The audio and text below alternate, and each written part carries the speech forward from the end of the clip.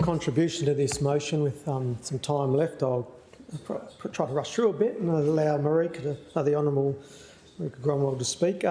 Obviously, One Nation is very interested in protecting our democracy, so we're in favour of this. First of all, I want to speak about the WAEC frontline staff and the great work they do. Having worked in government department myself, I know that a vast majority of the rank and file staff, well, they usually want to do a good job and to the best of their ability.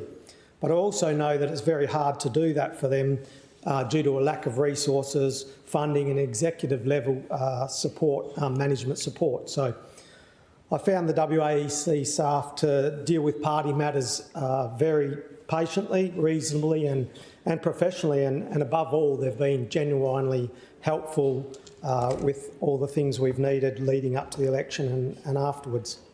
The 2025 election was a very significant one, as it was the first one under our new electoral laws, which were rammed through by the Labor Party in the last Parliament.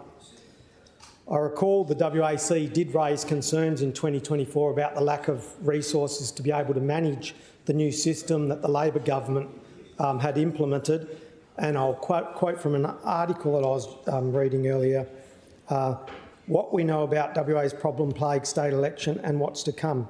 Few noticed Electoral Commissioner Kennedy cautioning there were additional cost pressures and service improvements that remain unfunded. But he said, if we can confirm our funding, I expect that we'll be able to meet our goal and our promise of a better electoral experience in 2025. 6 months before the state election, which went so wrong it triggered a special inquiry into find answers, the man in charge gave a warning. Electoral bodies, fine, they only attract attention when things go wrong, Robert Kennedy told a parliamentary committee. As long as everything is sailing along fine, no one is particularly interested in any issues you might be identifying. Just as he had predicted, no one paid much attention at the time. But he said, if we can confirm our funding, I expect that we'll be able to meet our goal and our promise of a better electoral experience in 2025. I mean, who knows? There could have been pressure from Treasury to make things happen with the funds that were allocated, and if that couldn't happen, their jobs might be in danger. It's not likely that type of communication would be in a briefing note. So now, Labor made huge changes to the electoral system, such as abolishing the regions, new requirements for party registration and huge amounts of additional reporting and rules to be followed.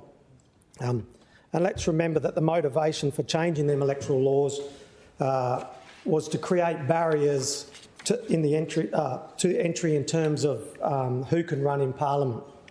Of course, the Labor Party would prefer China-style one-party state, which they got a taste of over the past 4 years. It's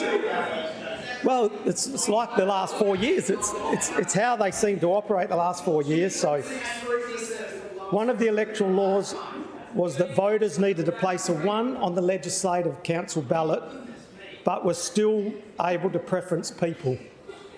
And personally, I observed some WAC staff and almost all Labor volunteers telling voters they should place 1, which some voters understood to mean that they couldn't preference anyone. I'm sure this was designed by the Labor Party. They don't like the preference system. In their perfect world, other parties wouldn't exist. I remember how outraged the Honourable Mark McGowan was when Wilson Tucker got elected through deals done with Glenn Druery, the so-called preference whisperer. Funny thing is, I was informed during the campaign that Labor were doing preference deals with Glenn Druery. So Glenn Druery did. He told me. Yep, he told me. Actually, on a couple of occasions, directly to. I might even have it in recording. Actually. Order, members. Order. He left messages on my message bank, so I do have some of them things. I agree the preference deals that were being done by Mr Druery were a strain on our democracy, much like he was. But I'm glad to see that Mr Druery is now no longer in position in our democratic system where he has any further influence. Indeed, I didn't do any deals. That's why I didn't get elected. None. If you have a look at all of his things on the news, he said he'll make sure we don't get elected.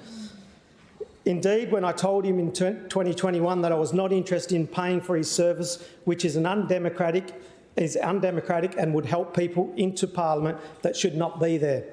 He told me I would never get elected ever in my life. He would make sure of it. But here I am. Greetings to Glenn Druery, wherever you are now. But back to the motion.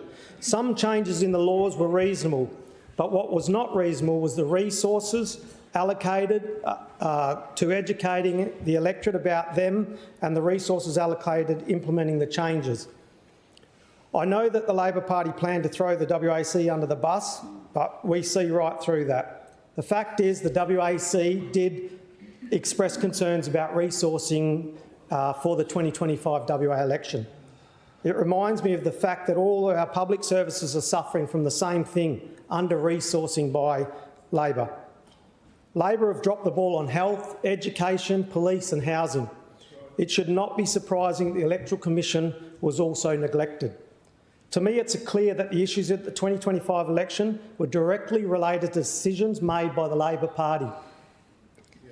I'm not sure if the result was negligent incompetence or cynical attempt to subvert our democracy and entrench their power, but it is one of those two options.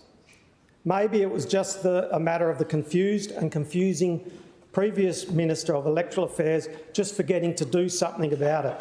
Or maybe the Honourable John Quigley did ask for more funding from the Treasurer, but she might have told him to go away as she needed more money for the Metronet blowouts.